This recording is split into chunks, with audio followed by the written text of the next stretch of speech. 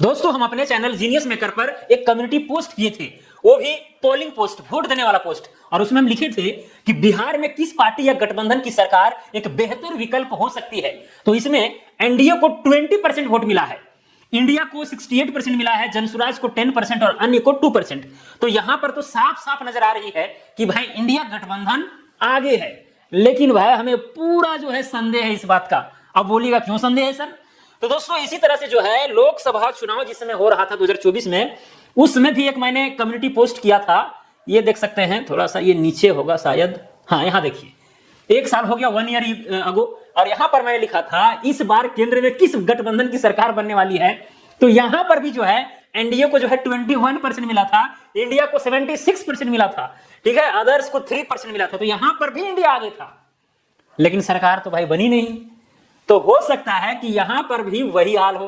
अब मैं यहां पर सोचने को मजबूर हूं कि भाई ऐसे हो कैसे रहा।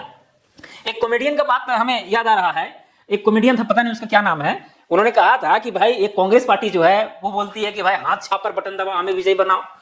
ये जो आरजेडी है वो बोलती है कि भाई लालटेन छाप पर बटन दबाओ। आम आदमी पार्टी झाड़ू छाप पर बटन दबाओ। लेकिन बीजेपी नहीं बोलती है कि भाई कमल छाप पर बटन दबाओ, ठीक है। उनका सोच है कि भाई किसी पर दबाओ, किसी भी बटन पर दबाओ, बेड़ा पार है, ठीक है। तो दोस्तों जो भी है एक कॉमेडी जैसा चीज था। मैं यहां पर राजनीतिक बात नहीं कर रहा हूं, लेकिन मुझे एक चीज परेशान कर रही है कि भाई ये जो राजनीतिक दल के जो लोग हैं, जब ईवीएम को लेकर के इतने जो है स्ट्रिक्ट हैं कि भाई ईवीएम में कुछ गड़बड़ी है, ये है वो है, वोट चोरी फलाना चोरी।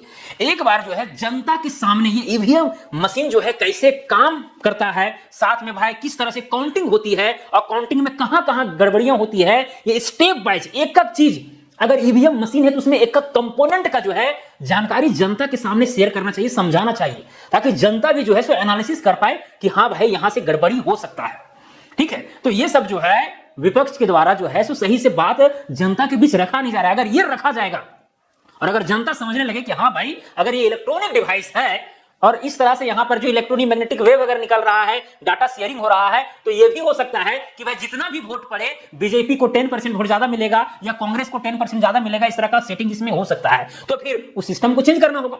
कुछ लोग ये भी कहते हैं कि अरे भाई एनडीए जो है बीजेपी वोट चोरी करती तो सभी सीट हम नहीं जीत जाते। तो देखिए भाई ऐसा भी सेटिंग हो सकता है कि भाई जितना भी वोट मिलेगा 10% जो है उसका वोट काट करके 10% मेरा वाला मिला दो, ठीक है। ऐसा भी तो सेटिंग हो सकता है। लेकिन वो 10% लाने के बाद भी जो है कोई पार्टी हार जा रही है। तो बात यहां पर यह है कि ईवीएम मशीन को जनता को समझना होगा सही ढंग से। और जल्द ही मैं ईवीएम मशीन के ऊपर जो है डिटेल वीडियो लेकर के आऊंगा। अगर आप ऐसा चाहते हैं तो आप कमेंट करके जरूर बताएं, मैं पूरा एनालिसिस के साथ आपके सामने रखूंगा।